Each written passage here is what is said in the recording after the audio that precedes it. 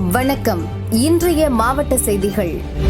சென்னை ஏர்போர்ட்டில் தேசிய காங்கிரஸ் செயலாளரும் கேரள மாநில காங்கிரஸ் கமிட்டி தேர்தல் பொறுப்பாளருமான அறிவழகன் செய்தியாளர்களை சந்தித்தார்.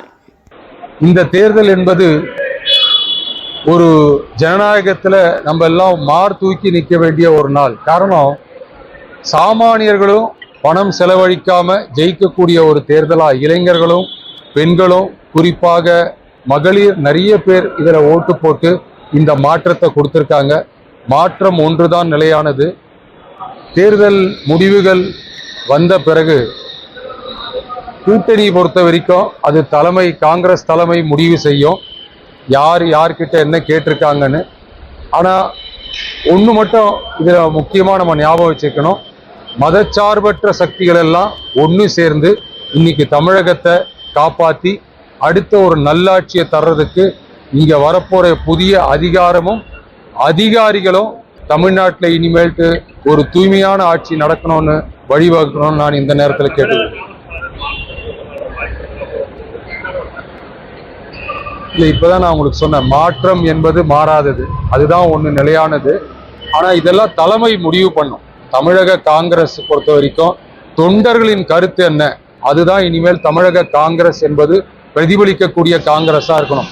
தொண்டர்களுடைய பல்ஸ் என்ன அதை தெரிஞ்சு தமிழக காங்கிரஸ், அகில இந்திய காங்கிரஸ் எல்லோரும் தமிழகத்தை இந்த காங்கிரஸ் அடுத்த நிலைக்கு வளரக்கூடிய ஒரு நல்ல வாய்ப்பு இங்க இருக்கு.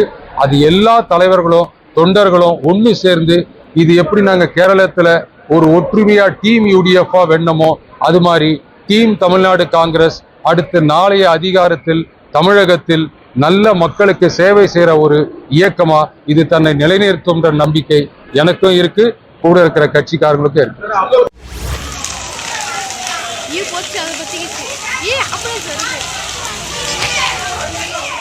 திருவெரும்பூர் தொகுதியில் மாஜி பள்ளிக்கல்வித்துறை அமைச்சர் மகேஷ் தோல்வியடைந்தார். தாவேக வேட்பாளர் நவல்பட்டு விஜய் வெற்றி பெற்றார். திருவெரும்பூர் பாரதிபுரம் பகுதியில் தாவேகவினர் பட்டாசு வெடித்து கொண்டாடினர். அப்போது பட்டாசு வெடித்து சிதறியதில் பாரதிபுரம் பம்பு ஹவுஸ் பகுதி முள்புதர் தீப்பற்றி கொழுந்துவிட்டு எரிந்தது. ஸ்பாட்டுக்கு விரைந்த தீயணைப்பு வீரர்கள் பல மணி நேரம் போராடி தீயை அணைத்தனர். திருவெரும்பூர் போலீசார் விசாரிக்கின்றனர்.